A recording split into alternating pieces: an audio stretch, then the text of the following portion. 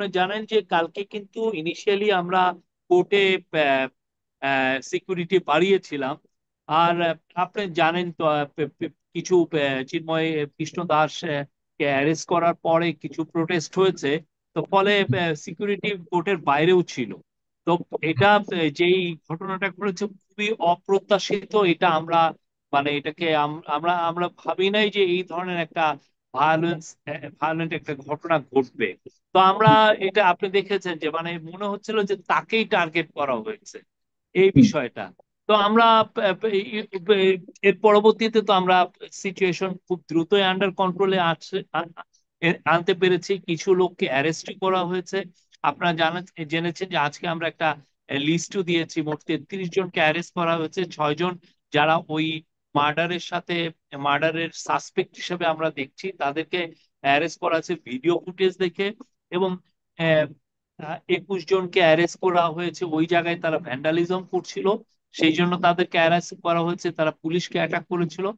আর 6 জন আমরা আহ, আহ, আওয়ামী লীগের এবং নিষিদ্ধ ঘোষিত ছাত্রলীগের আহ, কর্মী সমর্থকদেরকে অ্যারেস্ট করেছি এবং ওদের সাথে কিছু ককটেল পাওয়া গেছে।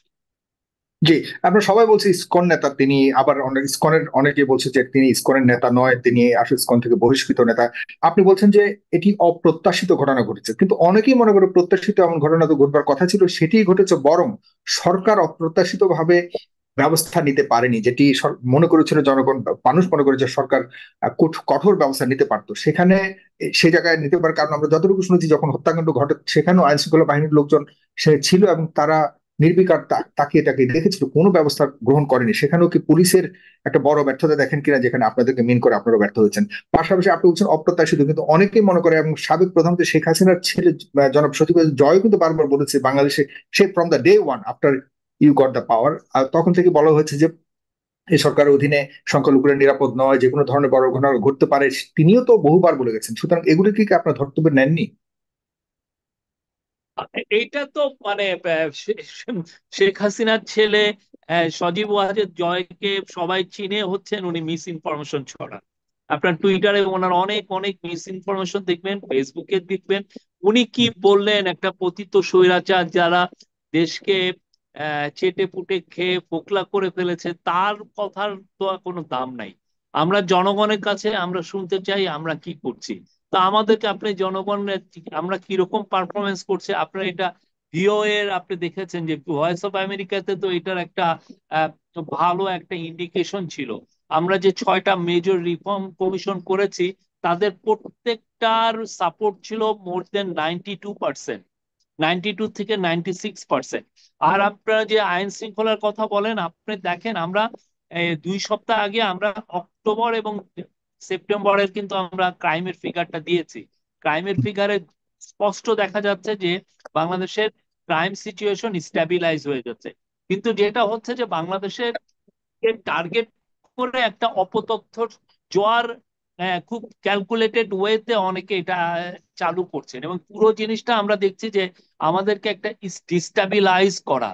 এবং আমাদের অনেকে আসলে এই ট্র্যাপে পড়ছেন, এই ট্র্যাপে অনেকে এটা বিশ্বাস করছেন যে আসলেই বুঝি দেশের অবস্থা সেই রকম না, ইনস্টেবল।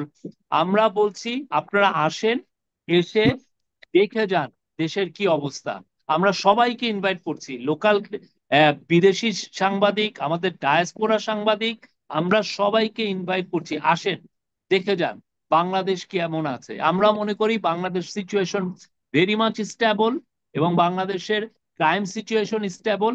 এবং বাংলাদেশের শুধুমাত্র আমরা গভর্নমেন্ট না, বাংলাদেশের জনগণ তার সর্বোচ্চ কামনেস শো করে দেশের স্ট্যাবিলিটিকে এগিয়ে নিচ্ছেন। এবং সেই অনুযায়ী আপনি দেখেন গতকালকে যখন আমরা প্রফেসর ইউনূস জনগণকে শান্ত হওয়ার কথা বললেন, সাথে সাথে দেখেন পলিটিক্যাল পার্টিগুলো বলেছেন, সিভিল সোসাইটি বলেছেন। আপনারা যারা বাইরের থেকে ইউটিউবে ইনফ্লুয়েন্স করেন বা ফেসবুকের মাধ্যমে আপনাদের বক্তব্য বলেন, আপনাদেরকে তো অনেকে ফলো করেন ইউটিউবার, এবং তারা বলেছেন। এবং দেখেন আমরা কি বলবো যে একটা এক্সট্রা অর্ডিনারি পলিটিক্যাল ম্যাচুরিটি দেখিয়েছে বাংলাদেশের জনগণ, তারা কোনো ট্র্যাপে পা দেয়নি। তা আমরা মনে করছি যে দিস ইজ আহ, মানে কিছু একটা অপতথ্যর একটা এক ধরনের ক্যাম্পেন হচ্ছে। এটা পুরো বাংলাদেশের সবাই একসাথে ইউনাইটেড হয়ে, এবং আপনারা যারা ডায়াসপোরা আছেন সবাই মিলে ইউনাইটেড হয়ে এই অপচেষ্টাকে আমাদেরকে প্রতিহত করতে হবে। আমাদের this is time to get United. United কি আপনারা রাখতে পেরেছেন, এই সরকার রাখতে পেরেছে কিনা সেটি তো একটা প্রশ্ন রয়ে গেছে। তবে আমি আপনার কাছে আগের প্রসঙ্গে আরেকটি প্রশ্ন করতে চাই যে আপনি বলছেন যে আপনারা নিয়ন্ত্রণ করতে পেরেছেন জনগণকে, সাধারণ জনগণ নিয়ন্ত্রিত হয়েছে, এখানে আপনারা অবশ্যই বাহবা পেতে পারেন, কারণ আজকে সারাদিন কোনো ঘটনা ঘটেনি। নিঃসন্দেহে এটি একটি প্রশংসার দাবিদার যে সরকারের আহ্বানে সবাই সাড়া দিয়েছে এত বড় ঘটনার পরও। কিন্তু এই ঘটনা নিয়ে উদ্বিগ্ন তো জনগণ রয়েছে।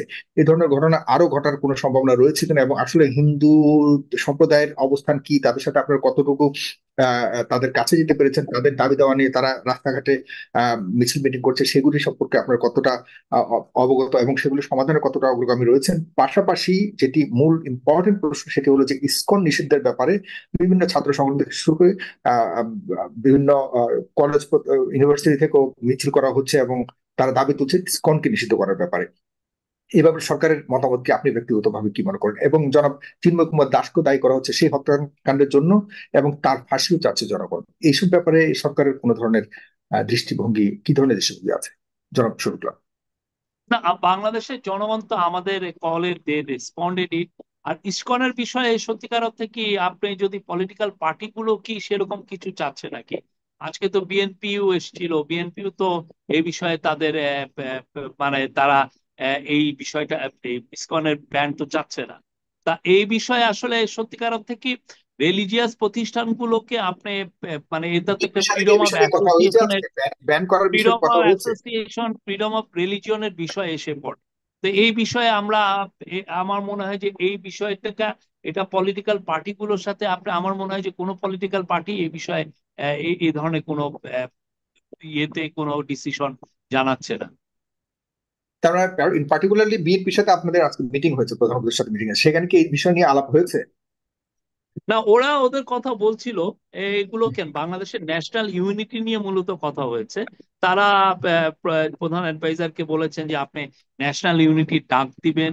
উনি তো অলরেডি কালকেই অলরেডি দিয়েছেন, কালকে সব জনগণের শান্ত হওয়ার কথা বলেছেন। আজকে উনি ওই কথাটাকে আবার রিইটারেট করেছেন, সবাইকে ন্যাশনাল ইউনিটি চেয়েছেন, যাতে আমাদের এগেনস্টে যে মিস ইনফরমেশনের যে একটা ক্যাম্পেইন করা হচ্ছে সেখানে সেটা যাতে আমরা রুখে দিতে পারি।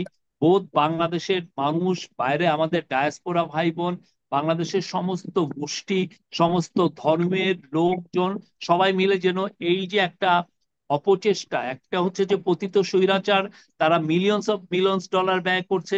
আর একটা হচ্ছে আমরা দেখেছি যে কিছু কনসার্টেড এফোর্ট বাই গ্রুপস আমরা দেখছি, বা কোনো নিউজ পেপার গুলো আমরা অনেকে আহ, বা টিভি স্টেশন গুলো দেখছি যে যারা সত্যিকার অর্থে বাংলাদেশের ব্যাপারে অপতথ্য ছড়াচ্ছে। সে ব্যাপারেও একটা ন্যাশনাল ইউনিটির কথা হয়েছে, আজকের মিটিং এ এই আলাপগুলো হয়েছে।